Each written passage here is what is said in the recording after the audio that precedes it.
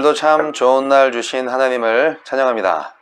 메릴랜드 성격교회 온라인 예배에 오신 여러분을 주님의 이름으로 환영하고요. 깊어가는 가을, 하나님의 놀라운 사랑이 우리 모든 교우들 마음속에 가득하기를 소원합니다. 이 시간 다 함께 찬양하심으로 주일 예배를 시작하겠습니다.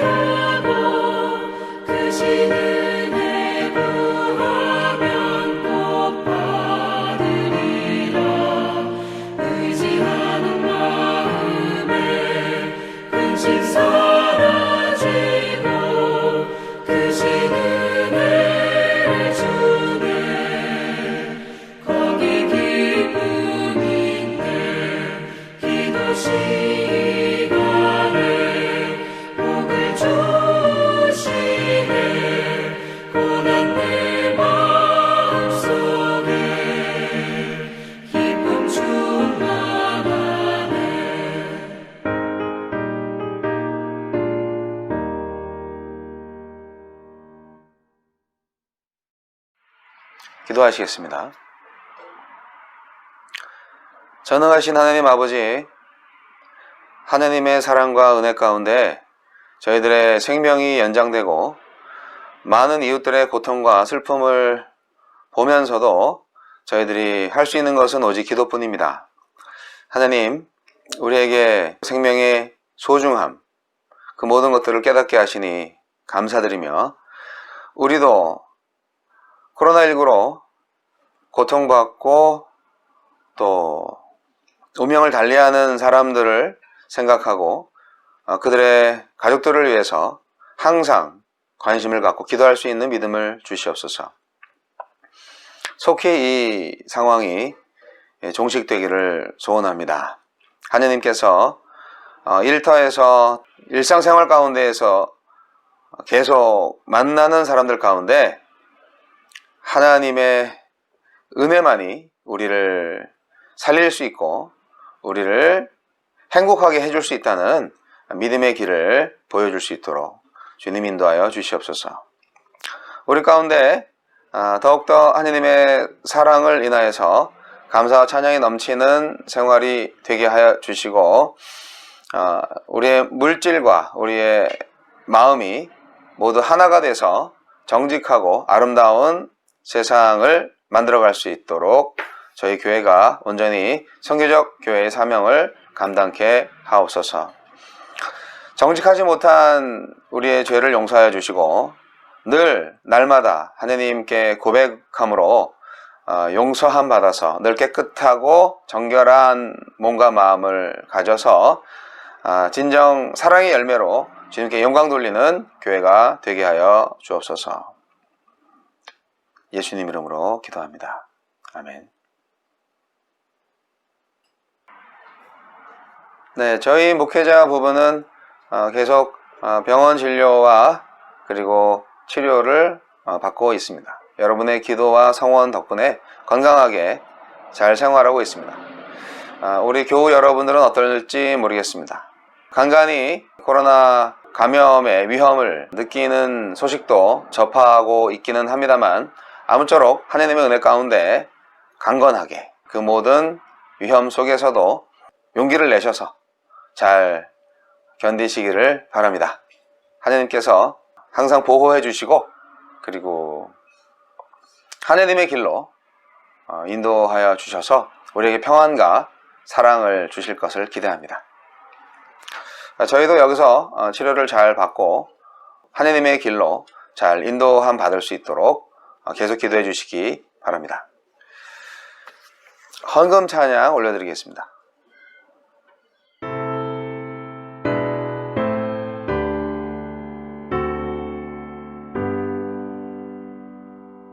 모든 것이 주께로부터 왔으니 이 예물을 주께 드리나이다.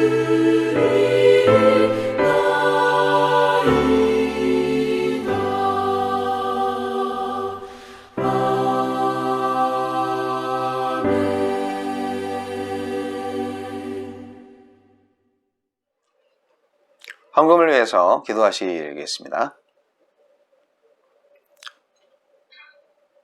은혜가 풍성하신 하나님, 우리에게 새 소망을 주시며 새로운 사랑에 도전을 주심을 감사드립니다. 우리가 있으나 없으나 한결같은 주님의 사랑을 전하기를 원합니다. 우리가 가난하게도 마옵시고 부하게도 마옵시고 하는 잠언서 기자의 기도처럼 늘 필요한 만큼 충분한 공급을 해주시는 하느님을 찬양하며 저희들의 풍성한 물질 가운데에서 이웃을 위해 나누어 줄 수 있는 부자의 마음을 더하여 주옵소서. 주님께서 공급하시니 우리는 아무것도 부족함이 없습니다. 욕심 부리지 아니하고 하느님께서 채우심으로 인하여 항상 풍성한 생활을 하게 하심을 감사합니다. 믿음으로 드린 예물 받아주시고 주의 사역이 온전히 잘 사용될 수 있도록 역사해 주시옵소서. 메릴랜드 선교교회에 재정에 어려움이 없게 하여 주시고 더욱더 풍성히 채워 주시옵소서. 예수님 이름으로 기도합니다. 아멘. 자, 오늘의 말씀은 시편 28편 1절로 9절 말씀입니다. 봉독해 드리겠습니다. 여호와여, 내가 주께 부르짖으오니 나의 반석이여 내게 귀를 막지 마소서. 주께서 내게 잠잠하시면 내가 무덤에 내려가는 자와 같을까 하나이다.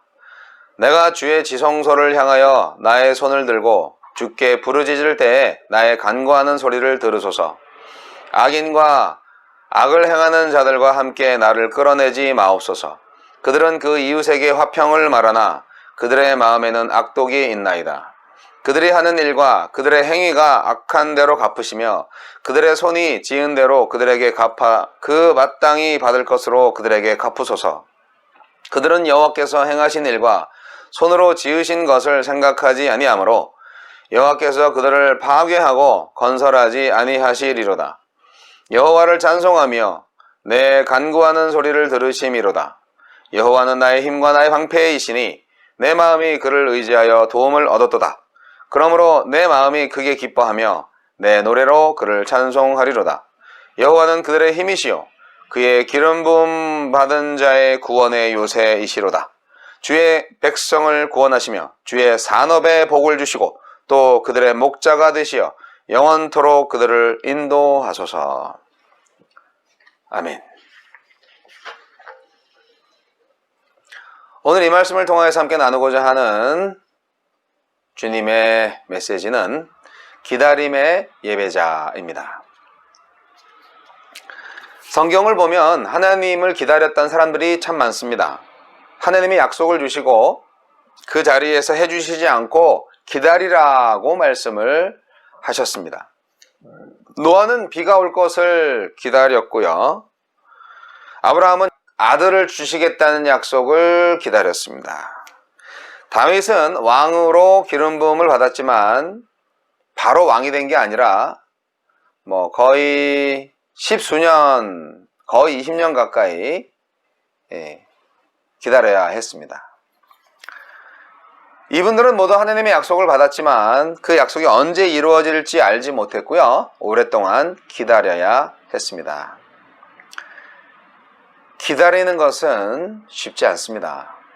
아직 내 눈에 보이지 않는 것을 바라면서 현재의 어려움을 견뎌야 하기 때문입니다. 아브라함은 하나님의 약속이 이루어지기를 하염없이 기다려야 했습니다. 자기는 나이를 잡고 들어가고 아내 사례는 이미 아이를 낳을 수 없는 몸이 되었는데 하나님의 약속을 계속 기다려야 하다니요. 네. 다윗도 왕으로 세움을 받았지만 실제 왕이 되기까지는 정말 광야를 헤매면서 죽을 고비를 얼마나 많이 넘겼는지 모릅니다. 노아의 경우도 비가 금방 오지 않아도 방주를 만들어야 했고, 그리고 비가 올 거라고, 심판이 내릴 거라고 그렇게 사람들한테 말을 함으로써 사람들한테 비웃음을 받았습니다. 아이고 미친 늙은이 그러면서 계속 맨 땅에 방주를 지어야 했던 노아. 그들은 하나님의 약속을 기다리면서 어려움을 참아야 했습니다. 그래서 기다림에는 인내가 필요합니다. 하나님이 우리에게 약속을 하셨습니다. 약속과 관련해서 생길 수 있는 문제 중 하나라도 하나님한테 해당되는 것이 있을까요? 약속을 했으면 지켜야지, 지켜야 약속이지. 그런데 하나님이 약속할 능력이 없거나 약속을 지킬 수 없는 상황에 처할 때가 있을까요? 아니, 그러면 하나님이 아니죠. 사람이라면 그럴 수 있습니다. 사람은 마음이 잘 변하니까요. 그러나 하나님이라면 그 약속을 한번 하셨는데 그 약속을 바꾸신다? 그럴 수는 없는 거죠. 그러실 분이 아니시죠. 그래서 하나님이 약속을 잊어버리셨나? 마음을 바꾸셨나? 그런 걱정을 할 필요가 없는 겁니다. 약속을 하신 분이 하나님이시니까요. 믿고 기다리면 됩니다. 문제는요, 하나님께서 그 약속을 이루시는 시기와 방법이 우리와 다르다는 것입니다. 그래서 그것이 하나님에 대한 우리의 믿음을 약하게 만드는 요인이 될 수 있습니다. 그래서 이 기다림이라는 것은 하나님에 대한 우리의 믿음을 보여주고 또 우리가 믿음이 자라게 되는 그런 수단이 되기도 합니다. 하나님은 그 순간에 바로 이루어 줄 수 있는 능력이 없어서가 아니라 어떨 때는 일부러 기다림의 시간을 우리에게 주셔서 우리를 시험하십니다. 하나님을 믿는 자들, 하나님을 예배하는 사람들한테는 바로 이 기다림의 시간이 꼭 필요합니다. 자, 오늘 본문 말씀으로 들어가 볼까요? 1절로 2절까지의 말씀은 기다림 중에 간절함이 배어있는 다윗의 시가 읽혀집니다. 당신을 향해 여호와여 내가 부르짖습니다. 나의 반석이여 내게 귀를 막지 마소서. 당신이 내게 침묵하시면 내가 무덤에 내려가는 자와 같을까 합니다.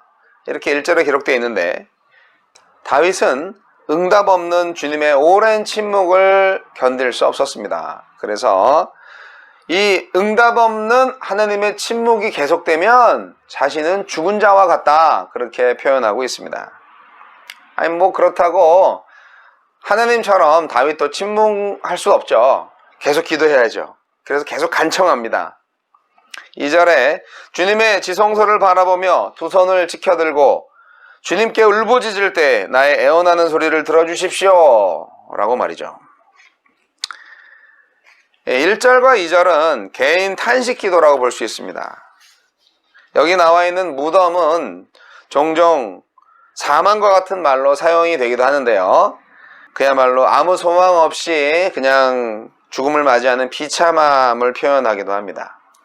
여기서 다윗은 그런 죽음을 언급하면서 만약 하나님께서 다윗의 부르짖음을 듣지 않으시면 자기가 바로 그런 자들처럼 될 것이다, 그렇게 말하고 있는 것이죠.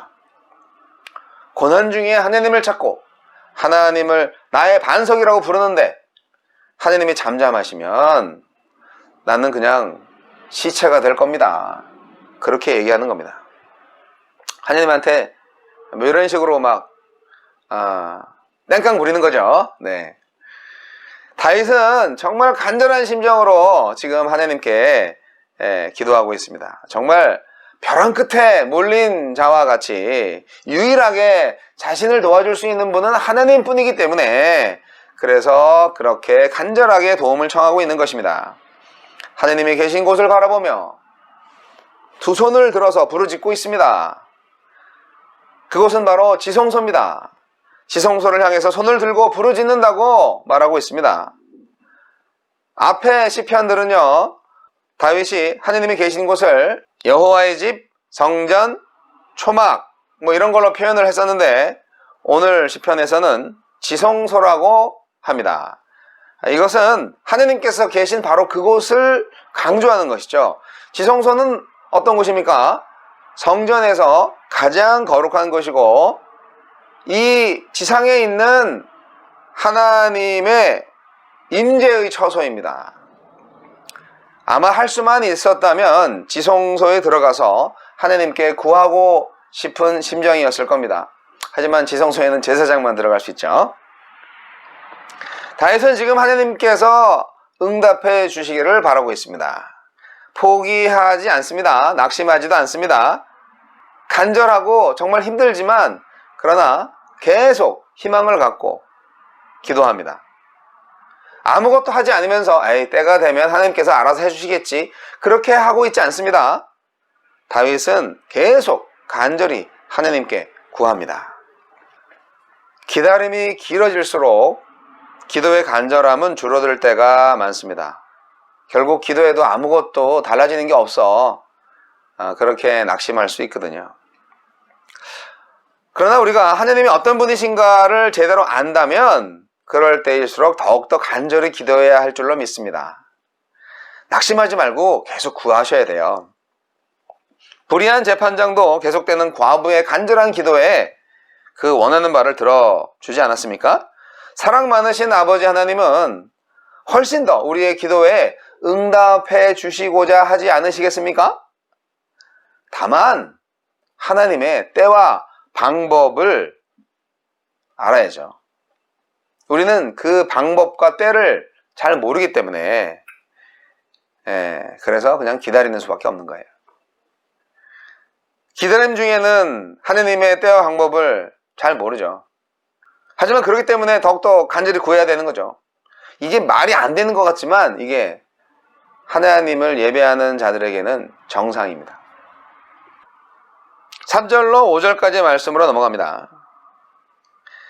다윗은요, 하나님께서 이 땅에 공의를 실현해 주기를 계속 이어서 기도하고 있습니다. 악인들과 함께 나를 끌어내지 말아주세요. 그렇게 말하는 것은 어떤 의미입니까?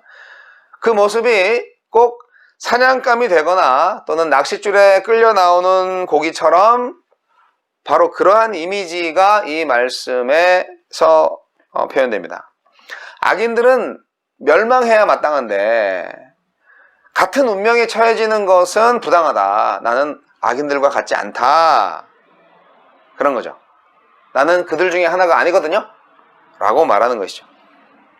다윗은 하나님께 간구합니다. 그들의 행위와 그 악한 행실을 따라 그들에게 고스란히 갚아주십시오. 그들이 한 그대로 그들에게 갚아주십시오. 그들이 받을 벌을 그들에게 되돌려 주십시오.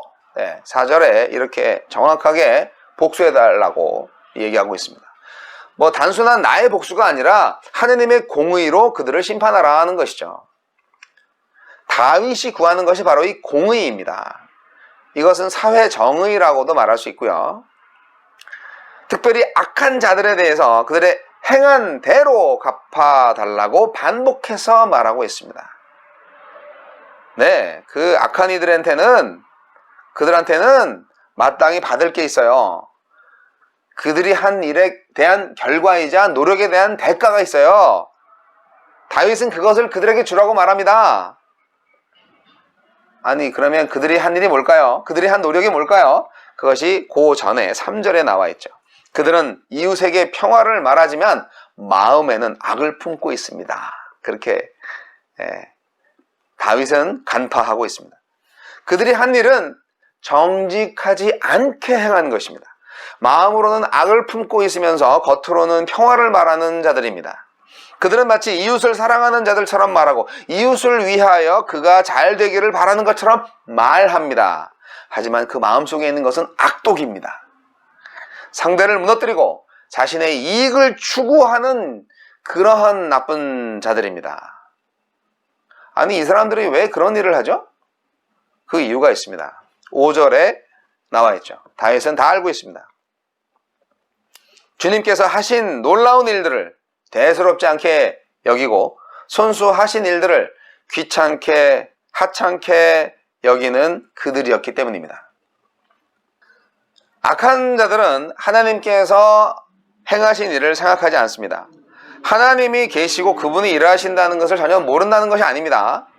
그것을 이해하고 인정하지 않는다는 말입니다.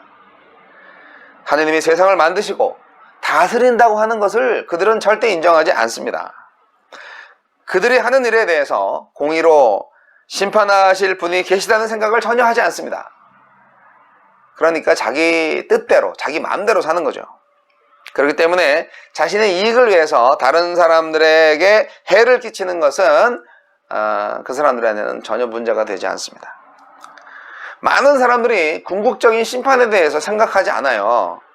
이 세상에 종말이 온다고? 에이, 설마. 심판주를 인정하지 않아요. 네.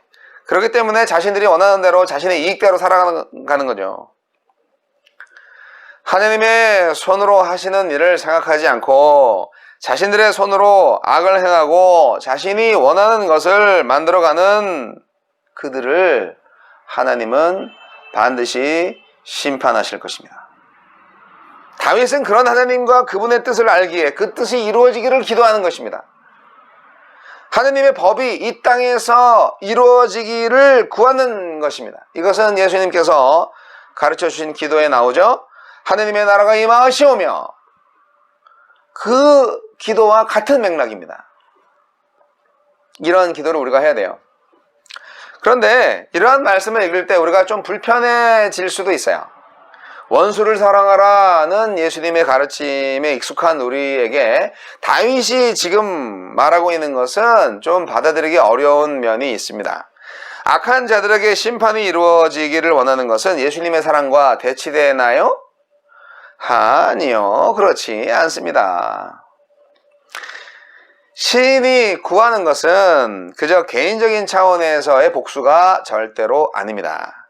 왕으로서 그 나라 안에서 하느님의 공의가 세워지기를 구하는 것입니다. 다윗은 왕이었기 때문에 악한 자들이 악한 행동으로 인하여서 사회 정의가 무너지고 자신을 포함한 하느님의 백성들이 고통받는 것을 견디기 힘들었을 것입니다. 그런 상황 속에서 하느님의 개입을 원한 거죠. 하느님, 악한 자들을 처벌해 주세요. 사실 이것이 우리가 요즘 뉴스를 통해서 사회의 죄악을 보면서 해야 할 기도이고요. 위정자들을 위해서 할 기도이기도 합니다. 하느님의 공의가 이 땅에 이루어지기를, 하느님의 상식과 하느님의 법이 통하는 사회가 되기를 구하는 것, 그것을 인정하는 지도자들이 일어날 수 있기를 구해야 합니다. 사실 시편을 보면 이런 내용의 기도들이 참 많습니다. 세상의 죄악은 그칠 줄 모르고 더 포악해지기만 합니다. 그렇다고 해서 기도를 포기하시겠습니까? 오히려 그렇기 때문에 우리는 더욱더 기도해야 할 것입니다. 언젠가는 하느님이 반드시 그 기도에 응답하셔서 결국 악인들은 파괴될 것이고 다시 건설되지 못하는 지경에 이를 것입니다. 하지만 하느님의 때와 방법이 우리와 다르기 때문에 우리는 언제나 하느님을 기다려야 합니다. 또한 그 기다림 중에 계속해서 하느님께 구해야 합니다. 마치 불의한 재판관을 계속해서 찾아간 그 여인처럼 말입니다. 낙심하지 말고 구하셔야 됩니다. 하느님의 뜻이라면, 하느님께서 약속하신 것이라면 그분의 행하시기를 기다리며 계속해서 우리는 구해야 합니다. 네, 감사하게도 5절에서 다윗의 기다림은 끝이 납니다. 하지만 다윗의 기도는 여기서 끝나지 않습니다. 기도 응답에 대한 찬양과 또 다른 중보의 기도로 이어지고 있습니다. 이것이 바로 다윗의 위대함이 아닐까 생각이 드는데요. 6절로 7절로 넘어가면 6절에 보니까 애원하는 나의 간구를 들어주셨으니 주님을 찬양하여라, 뭐 이렇게 나오고 있는데, 다윗은 하나님께서 결국 그 소리를 들으시고 응답하심에 대해서 감사하며 찬송합니다. 이미 받은 줄로 믿고 벌써 찬양이 나오는 거죠. 시편을 읽다 보면 자주 나와요. 어떤 어려움 중에서도 하나님의 도우심을 바라고 하나님께서 도우셨을 때 그분께 감사하며 찬양하는 시편이 정말 많습니다. 우리는 이것을 자연스럽게 읽어가는데요. 하지만 실생활에서 우리가 그렇게 잘하고 있는지 모르겠네요. 구할 때는 열심히 구하는데 응답을 받으시면 그냥 알지도 못하고 넘어가는 경우, 그냥 상황이 그렇게 잘 풀렸구나, 그렇게 생각을 하는 경우가 있지 않나요? 감사하게 생각을 해도 그것을 적극적으로 감사 표현을 하지 않는 경우도 좀 있지 않습니까? 마치 누가복음 17장에 나와 있는 그 예수님한테 고침받은 그 10명의 나병 환자들 같이 말이죠. 다 똑같이 고침을 받았지만 예수님께 돌아와서 감사를 한 사람은 한 명밖에 없었잖아요.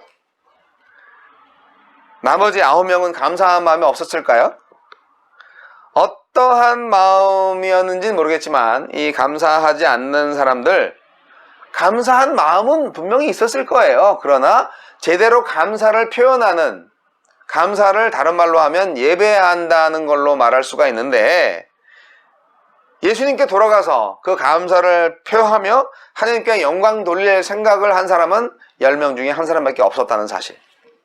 이유가 무엇이든 간에 그들은 하나님께서 하신 일에 대해서 하나님께 감사하며 찬양을 해야 된다는 것을 잊어버렸습니다. 우리도 자주 그렇게 하지 않습니까? 마치 이것만 해주시면 하나님께서, 정말 이것만 해주시면 정말 하나님께 영광과 찬양을 돌려드리겠습니다, 그렇게 할 것처럼 기도하면서 실제로 그렇게 하나님이 해주셨을 때는 그걸 싹 잊어버리는 거죠. 다윗은 그렇게 하지 않았습니다. 하나님께서 행하신 일을 보면서 하나님을 기억했습니다. 찬양했습니다. 7절에 이렇게 기록하죠. 주님은 나의 힘, 나의 방패이시다. 내 마음이 주님을 굳게 의지하였기에 주님께서 나를 건져주셨다. 내 마음 다하여 주님을 기뻐하며 나의 노래로 주님께 감사하련다. 이렇게 선포하고 있습니다. 다윗의 생각이 어떻게 흘러가는지를 보십시오. 다윗은 하나님이 자신의 힘과 방패가 되신다는 것을 알았습니다. 그가 가지고 있었던 하나님의 말씀을 통해 알았고 또한 자신의 삶을 통해 이 부분에 대해서 확신할 수 있었을 것입니다. 그래서 그는 하나님을 의지했습니다. 하나님께 구했습니다. 그렇다고 다윗이 구하는 즉시 하나님께서 기도에 응답하신 것은 아니죠. 정말 힘든 시간이 있었을 것입니다. 이러다가 나도 하나님을 믿지 않는 사람들처럼 그들과 전혀 다를 바 없이 죽음을 맞는 것은 아닐까라는 생각을 하기도 했었을 것입니다. 하지만 하나님의 약속을 믿고 간절히 기도했습니다. 꾸준히 기도했습니다. 포기하지 않고 기도했습니다. 결국 하나님은 응답하셨고 다윗을 도우셨습니다. 네.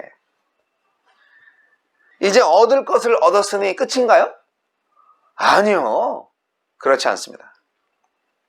내 마음을 다하여 주님을 기뻐하며 나의 노래로 주님께 감사하련다. 이 고백은 다윗이 이제 기뻐함으로 가득 찼는데 그 기쁨이 정말 노래로 나오고 감사로 나온다는 사실이죠. 여러분, 이렇게 하나님을 의지하는 사람들의 마음에는 기쁨이 있습니다. 하나님에 대한 확신과 그로 인한 기쁨이 가득 차 있는 거죠. 하지만 악인들의 마음에는 뭐가 있죠? 악독이 가득 차 있습니다. 개역 개정판 성경에는 찬송하리로다 이렇게 기록되어 있는 말씀은 어떤 사실을 인정하다 또는 고백하다라는 의미로 사용되는 단어가 포함되어 있기도 합니다. 시편에서는 주로 감사하다라는 의미로 사용되고 있죠. 그래서 새번역 성경에는 감사하련다로 되어 있는 것 같아요. 그래서 맨 처음에 본문을 읽을 때는 개역 개정판으로 읽었지만 지금 인용할 때는 새번역으로 인용하고 있는 것입니다. 여러분들의 이해를 돕기 위해서. 하나님께서 하신 일을 생각하면서 하나님을 인정하는 것, 받은 것으로 기뻐하며 그것을 주신 분께 감사하고 그분을 높이는 것, 이것이 바로 예배입니다.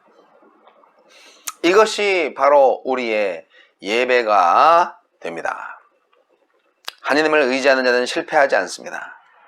따라서 실망할 이유도 없습니다. 기다리는 중에는 뭐 좀 실패한 것 같고 뭐가 좀 빠진 것 같고 뭐 좀 문제가 생긴 것 같습니까? 네. 주변에서 조롱도 하나요? 네. 그때 필요한 것이 믿음입니다. 믿음은 내가 원하는 대로 될 것이라고 생각하는 것이 아니에요.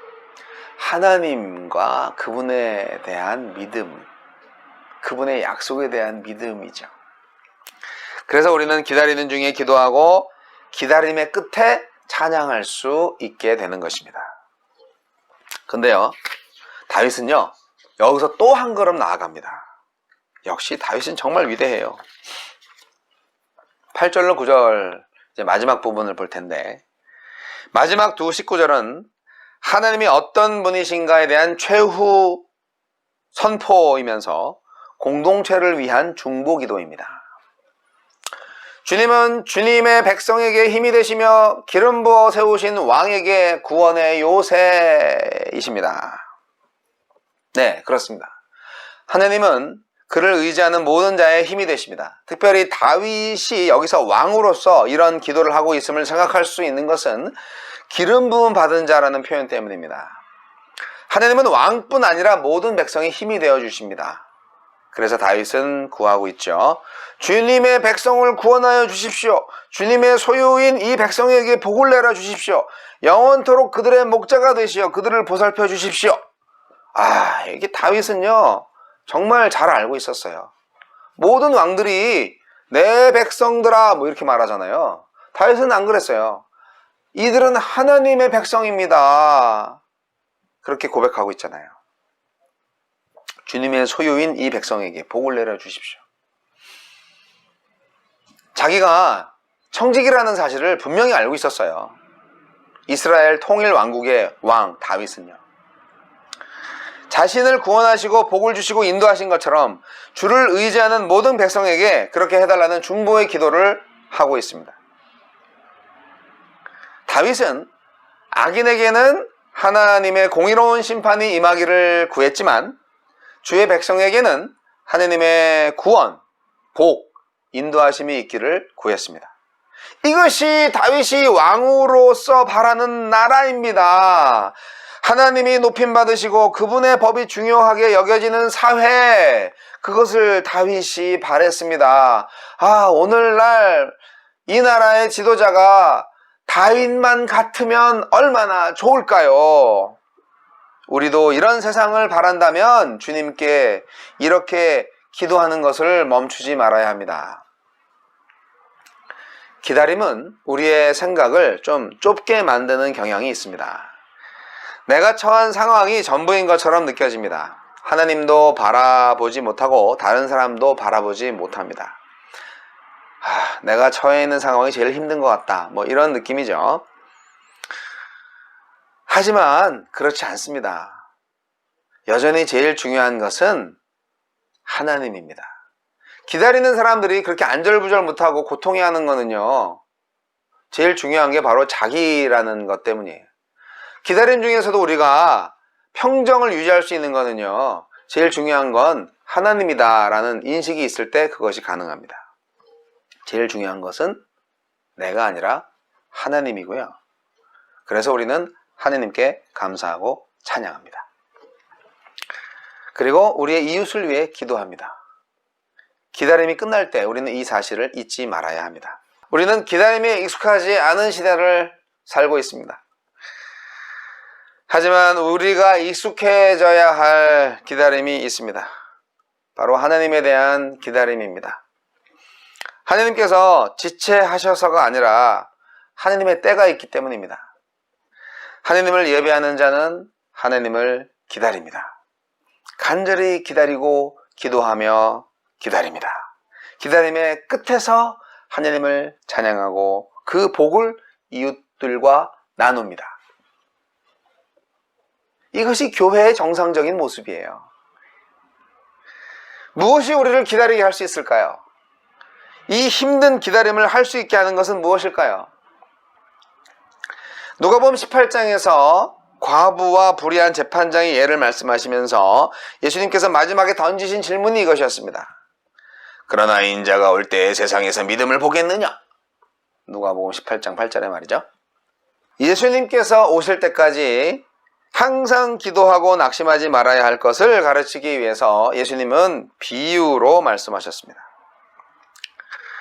기다림을 가능하게 하는 것은 바로 하나님과 그분의 약속에 대한 믿음입니다. 우리의 신실하신 아버지께서 결코 그 약속을 저버리지 않는다는 믿음입니다. 여러분, 이 믿음을 소유하시기 바랍니다. 탄원과 고백과 감사와 간구, 중보 등의 요소들이 잘 배열되어 있는 이 다윗의 시편은 우리의 기도의 패턴이 되어야 합니다. 하나님은 흔들리지 않는 큰 바위십니다. 넘볼 수 없는 요새이시며 아무도 해할 수 없도록 보호해 주십니다. 자기 백성의 힘이요 자신이 세우신 왕에게 구원의 산성이 되십니다. 기도는 그를 신뢰하는 자에게서 나오고 찬양은 그를 의지하는 자에게서 나옵니다. 그분의 진가는 그에게 부르짖고 그의 소리에 귀 기울이는 자가 경험합니다. 사랑하는 성도 여러분, 하나님을 진정 경험하고 계십니까? 하나님이 때론 침묵하여 우리를 버리신 것 같은 느낌이 들 때도 있습니다. 하지만 침묵이 부재를 의미하는 것이 아닙니다. 그리고 내가 원하는 때에 응답하지 않으시는 것이 응답을 거절하는 것도 아닙니다. 사실 한 번도 우리가 바라는 방식대로 그분이 움직이신 적은 없어요. 그렇지 않나요? 늘 그분의 뜻과 의지를 따라서 우리의 기도에 반응하십니다. 그래서 우리의 할 일은 그저 기도하는 겁니다. 부르짖는 것이고 기다리는 겁니다. 하나님의 현존이 가장 선명하게 느껴지는 때가 바로 하나님의 부재가 가장 짙게 들이울 때가 아닌가요? 이게 좀 역설적이지만 뭐 할 수 없습니다. 성도 여러분, 계속 기도하십시오. 악인은 반드시 멸망합니다. 이 땅에 공의 세우기를 결코 포기하지 마세요. 때가 되면 하나님께서 의인과 악인 사이에서 응답과 심판으로 억울함을 풀어주시고 강력한 힘이 되어주실 것입니다. 여러분, 기다림의 예배자가 되어주세요. 침묵과 기다림 속에서 더욱 강력하고 확실한 하나님의 임재를 경험하는 기도하고 예배하는 교회 되시기를 주님의 이름으로 축원합니다. 하나님 아버지, 기다림의 예배자가 되기를 원합니다. 하나님, 왜 우리의 기도를 안 들어주시나요? 그 기다림의, 그 침묵의 시간 속에서 결코 하나님의 임재를 부정하지 않게 하시고 침묵 속에서도 하나님의 임재를 경험할 수 있는 저희들이 되게 하여 주옵소서. 기다림이 힘든 만큼 그 응답도 큰 기쁨으로 올 수 있다는 것을 알게 하여 주옵소서. 주님, 우리 안에 소원이 있습니다. 그 소원이 주님의 뜻이라면, 우리의 소원이 주님의 뜻을 이루는 것이라면 주여 속히 이루어 주옵소서. 참된 하느님의 교회가 되게 하여 주옵소서. 지금은 우리 주 예수 그리스도의 은혜와 하느님 아버지의 극진하신 사랑과 성령님의 감화감동 교통 역사하심이 기다림의 예배자가 되기로 결단하는 모든 메릴랜드 선교교회 성도들 머리 위에 이제부터 영원까지 함께 하시기를 우리 구주 예수 그리스도의 이름으로 간절히 축원하옵나이다. 아멘.